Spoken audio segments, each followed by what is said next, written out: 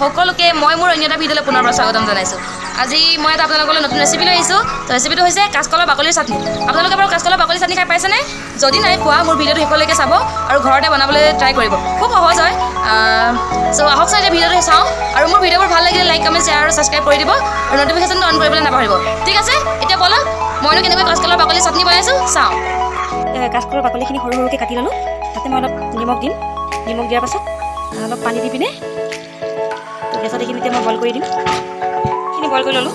তাৰপাছত কাঁচকলৰ লগত দিবলৈ ইয়াতে মই এইখিনি যা যোগাৰ কৰিলোঁ। এইফালে আদা, নহৰু, এইফালে পদুনা, তাৰপাছত এইফালে আছে মচন্দৈ আৰু এইফালে নৰসিংহ আৰু জলকীয়া। হয়তো আপোনালোকে যদি মচন্দৈ নৰসিংহ যদি হঠাতে নাপায় আপোনালোকে ধনিয়া পাত দিব পাৰে। মই এইকেইটা আছিলে কাৰণে অলপ দিলে খাবলৈ ভাল হয় আৰু চ' দি দিলোঁ।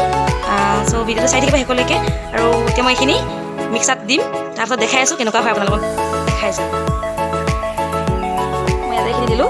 ইয়াত মই এতিয়া অলপ পানী দিম। যিহেতু আমি পাতাত পিছা হ'লে হয়তো পানী নিদিয়া হ'লেও হ'ব, কিন্তু এতিয়া যিহেতু এই মিক্সাৰত পিচিছোঁ পানী দিব লাগিব। এতিয়া অলপ পানী দি লওঁ ইয়াতে।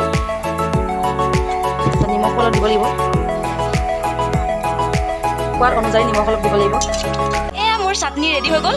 এয়া চাওক দেখিবলৈ খুব সুন্দৰ হৈছে নহয় জানো? খাবলৈও খুব টেষ্টি হয়। আপোনালোকেও ঘৰত বনাই মেলি ট্ৰাই কৰি চাব কেনেকুৱা পাইছে আৰু ভিডিঅ'টো শেষলৈকে চাব।